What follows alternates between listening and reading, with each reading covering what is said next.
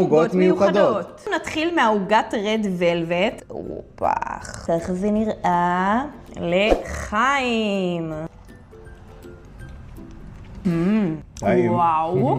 מאוד אבל וואו. מאוד טעים. הייתי מסיימת את זה עכשיו. כן, אבל צריך עוד לטעום אחרות. נכון, נדרג בסוף. נעבור לעוגה שבאמצע, יש לנו כאן עוגה בסקית, אז ילוש. אגב, תגידו לנו אם אתם אוכלים עוגה עם מזלג או כפית. אני בן אדם של מזלג, כמו שאתם רואים, לניקיטה לא אכפת. זה נראה כזה ככה, לחיים. בא לי לסיים את זה. תביאו לי 2. זאת העוגה בסקית הכי טעימה שאכלתי, ולא הגענו אפילו לשוקולד פה. זה בטח שוקולד לבן.